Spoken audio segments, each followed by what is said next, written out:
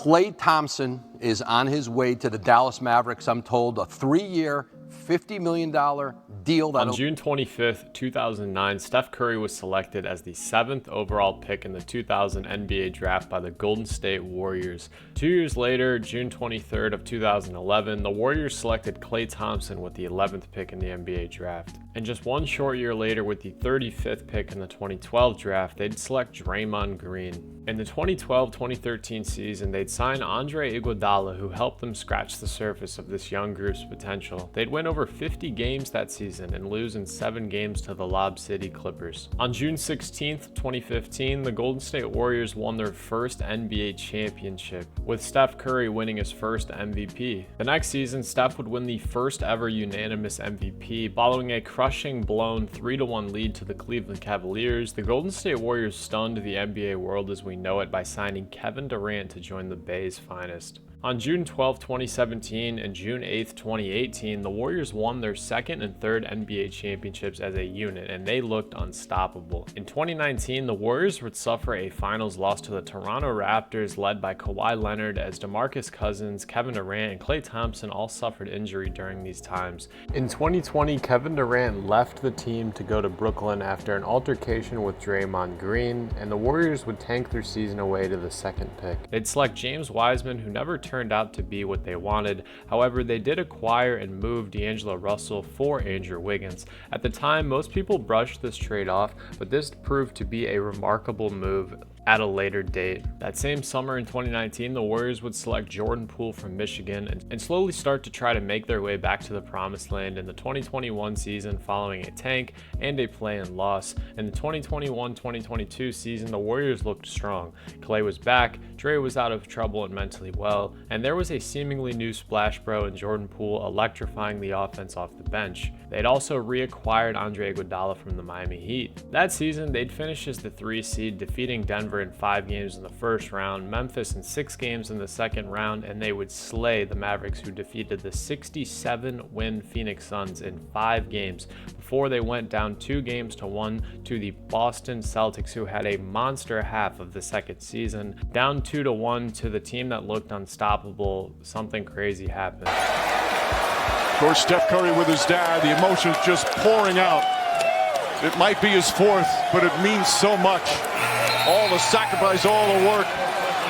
Steph Curry and the supporting cast would explode, leading Steph to win his first Finals MVP and the 4th championship, officially cementing the Warriors as a dynasty. The Bay Area's finest made little to no noise in the postseason following the 2022 run as a group. They came back and defeated the Kings in 7 games in the first round of the 2022-2023 NBA season before being dismantled by Los Angeles in the second round, and then they lost this season in the play-in to the Kings, who got their lick back. Draymond has been moody, punchy, and pushed players out of the crew in the past. He's also been a little bit mentally unstable this last season, but is he at fault for the quote-unquote end of the Golden State Warriors dynasty? If your answer to that question is yes, I encourage you to tip your hourglass into realizing that if quote-unquote killing the Warriors means bringing them 4 NBA championships, villain and hero arcs, Defensive Player of the Year awards, enforcer mindsets, infinite knowledge, all defensive team selections, all-stars to boot,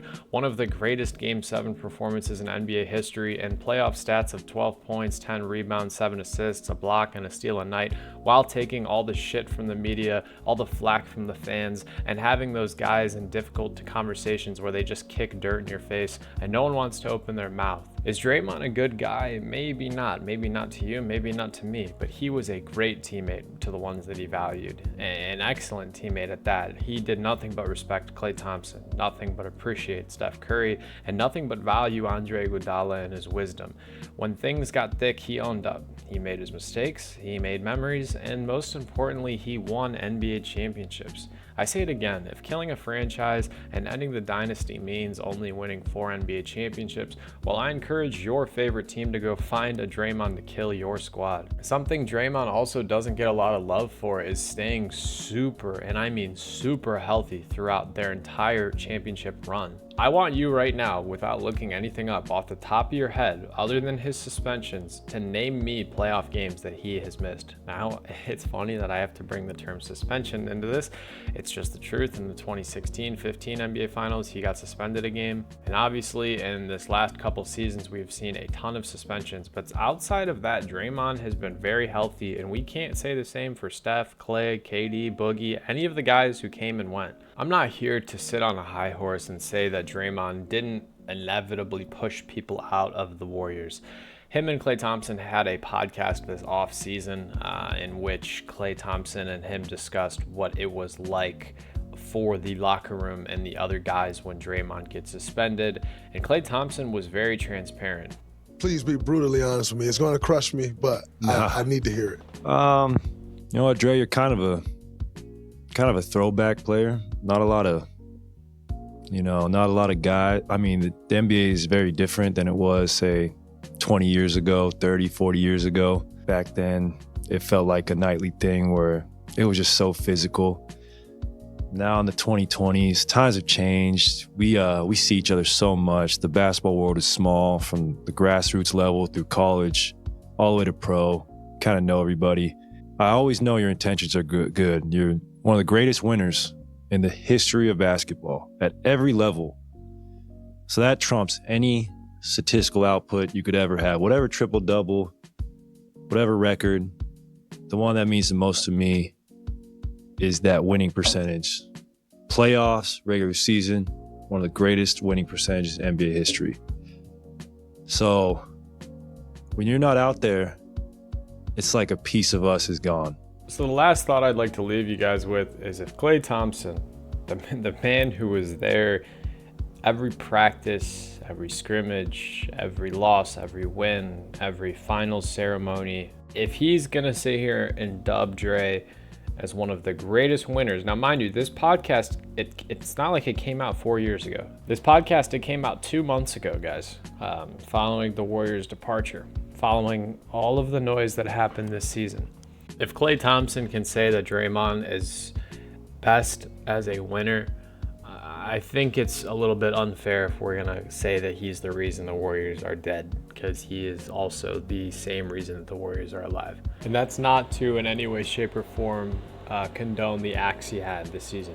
The altercation with Rudy, the altercation with Yusuf Nurkic, the altercation in the past, Steven Adams, Kevin Durant, any of the wrongdoings Dre did, that is not any way, shape, or form acceptable man to man.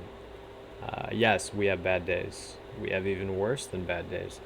But the whole point of this video is for me to hopefully kind of say that, well, simply, like I've said it a million times, it feels like Dre maybe led to the breaking up of the Warriors, but he definitely did not kill them. What do you guys think? What do you make of this video? Made it this far. Appreciate your support as always. Hope you have a great rest of your day. Stay happy, healthy, and blessed. Peace.